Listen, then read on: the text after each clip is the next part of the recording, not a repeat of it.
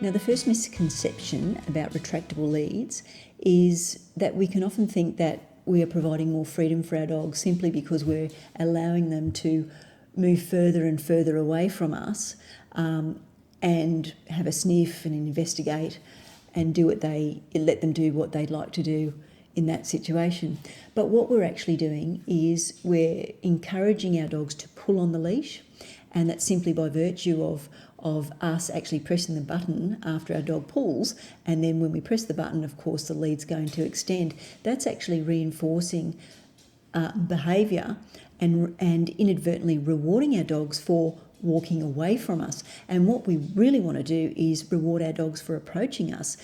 That means that we're going to have a much better chance of and success of actually getting our dog's attention and diverting their attention back to us and their focus back to us and getting them to a safe place if we need to, in the event that something unpredictable happens.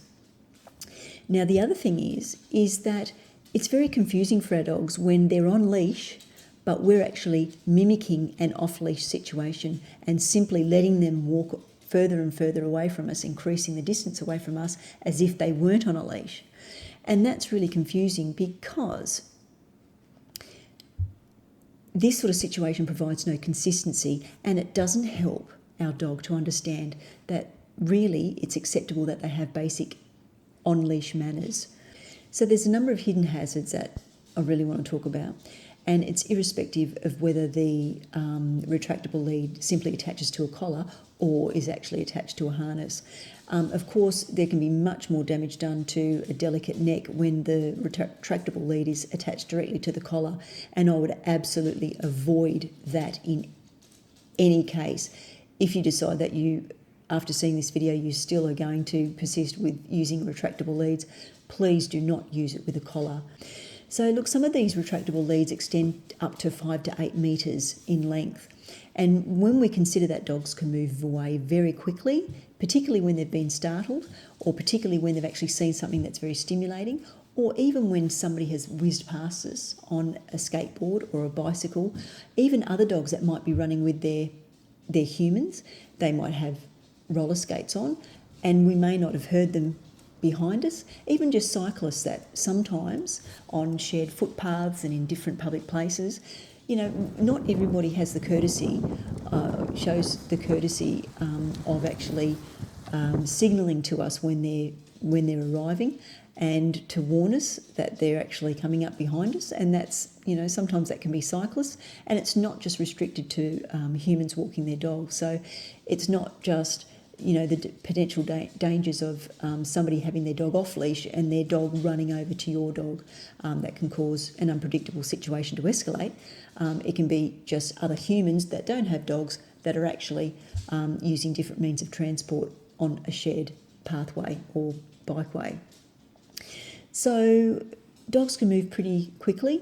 They can move erratically, and if you consider if you've got something that's on your left-hand side and your dog's been sniffing on the right-hand side and then actually is startled and runs across your path, you have the potential to trip over, get entangled. Your dog has a potential to get entangled, and these cords are very thin, they're rope-like, and not only can they cause lots of rope-like burns to bare legs and skin, they can also have the potential to sever fingers if they do get entangled, and we have a situation where a dog is exerting force on that lead and we've got a finger trapped in the rope. So there are some potentially serious consequences with these retractable leads.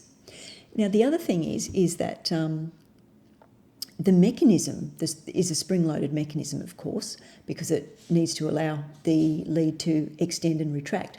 But that wears over time, every time it's being used. And it also has the potential to snap. And if you're in close vicinity to your dog when it snaps, then you also have the potential to be injured with the metal flying back into your person. So that's something that is hidden, and not a lot of people actually think about that. And of course, the cord is quite thin and can break very easily. And if we consider that we might have a large large dog that's on the end of that leash, if they're moving very quickly and the cord snaps, then it also has a potential not just to cause damage to your dog's neck and also their spine, the soft tissues of the upper airway and the deeper tissues like the trachea can also end up with nasty lacerations and damage, which is particularly life-threatening for your dog. So there are some very real damaging consequences with these types of equipment.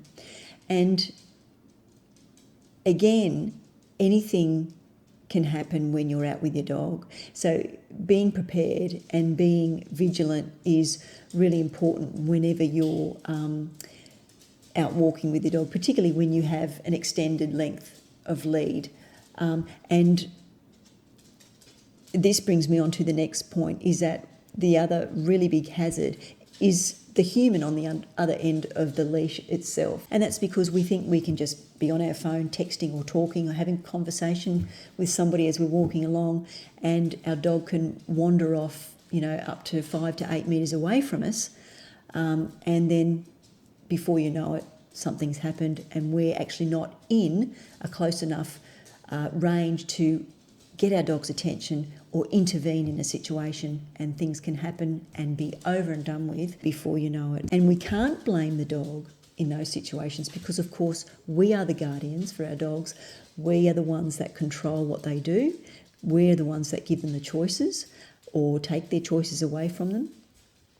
And so it really is up to us to be a guardian for our dog, not an owner.